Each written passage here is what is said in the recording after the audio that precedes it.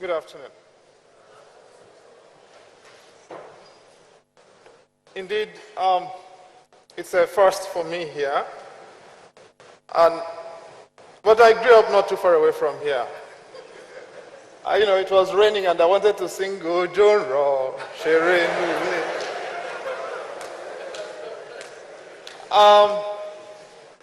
Anybody who knows this neighborhood will know that Moshood Abiola Way used to be called Apapa Road. And I grew up on Shofutere bus stop, which is midway between Costain and Oyigbo. So this is in my ballpark, it's in my neighborhood. I never knew this place was here. If I did, I would have been here a long time. I would have gate crashed. I'm a perpetual gate crasher. But it's kind of Pastor Poju and the congregation here to tolerate me because I actually am a traditional worshiper. I grew up a Catholic, but I've become cynical. My country, Nigeria has made me somewhat cynical of organized religion. And my grandfather, maternal, was a local chief and a committed traditional worshiper.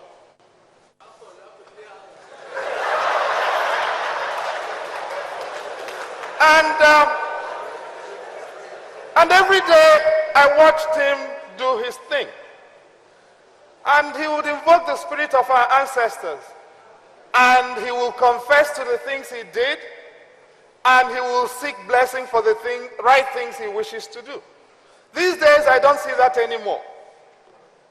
Let me warn as I begin that any resemblance in anything I say with any living person is accidental.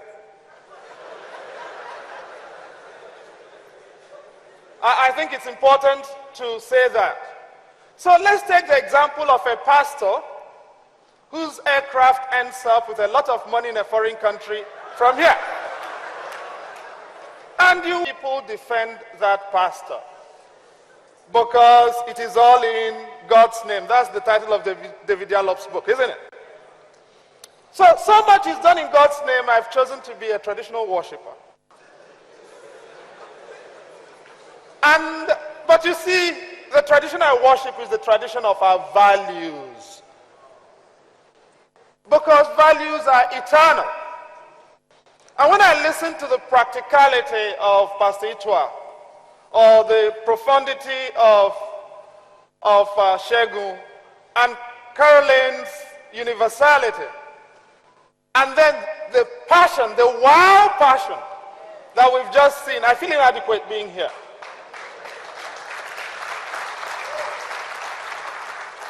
And then after me comes a man who is my teacher, Prof. Shibajo. He taught me law. Every good thing I know in law, I think I learned from him.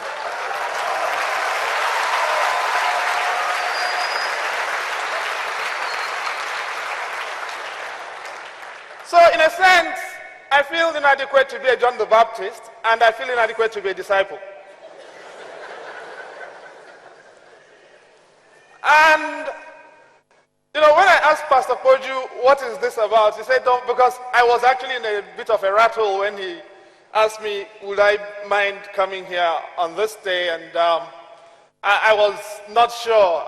And he said, well, don't worry, it's okay, it's just a small thing.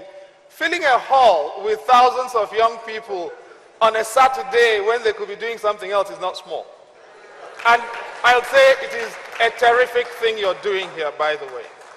And I hope there are lots of other people who can do this kind of thing for our country and for our young people. It's very important. It's a very important piece of work that you're doing. But, pastors address these kinds of rallies every day and every week. I can't, and I don't. I also have to say, I carry neither umbrella nor the broom.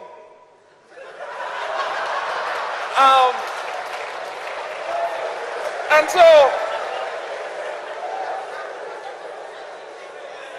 I'm happily, as a matter of fact, actually, I'm required by law to be statutorily independent. That is a statutory duty that I have as long as I remain chair of the National Human Rights Commission. And so it's a duty not to carry either the umbrella or the broom.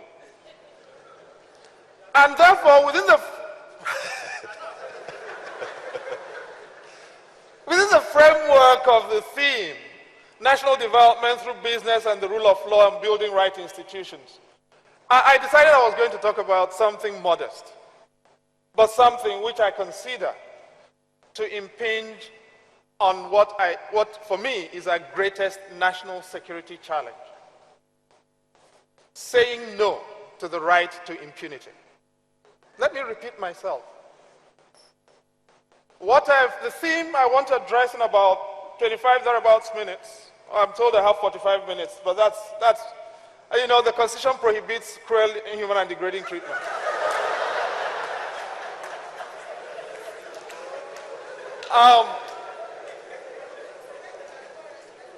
So I'll try and take about 25, 30 minutes of your lives. Because it's not just your time.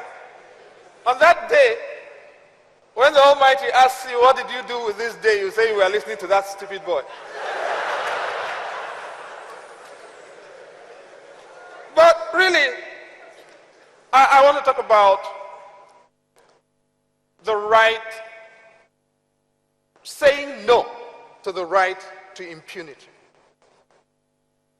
Because our biggest national security problem is not Boko Haram. It is what has become the notion that every Nigerian has got an entitlement, and indeed non-Nigerians in our Nigerian space, even more so, have an entitlement to get away with wrongdoing. It endangers every one of us, and even more than that, it's now endangering the very existence of this country that my big sister has spoken so eloquently and passionately about.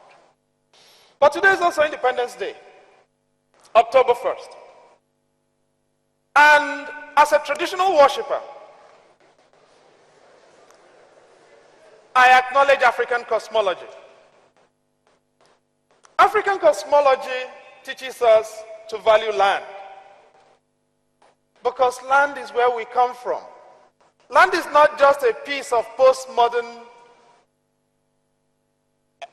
artifact that, they tell you in basic economics what are the factors of production? Land. Land is more than just a factor of production. It's also identity. That is why you talk about Yoruba, land. Efik, land. Igbo, land. Sutu, land. Because land is identity. Land is identity in African cosmology because it is where Independence Day was founded. Why do I say so? Independence Day is the day where we remember the dead, the living, and the yet unborn. That future that Ibuku Awoshika spoke about is consecrated on Independence Day. In land, in African cosmology, we remember the fusion of the past, the living, and the yet unborn. That is why, if my father is buried here, it is my land. I claim it. Why? Because if my father is buried here, you can't take it away from me. I will have to defend my obligations to my past. That is my father. And I defend it so I can hand it over to my children. That is the future. On Independence Day, therefore, which is today, I want to begin by some acknowledgements.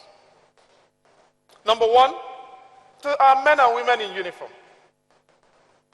A lot of people say, actually, I was speaking with I addressed the Defense College earlier this week, and I got roughed up by people who think, that boy, he hates the army, he hates the police. I've lost my family in the Nigerian Armed Forces.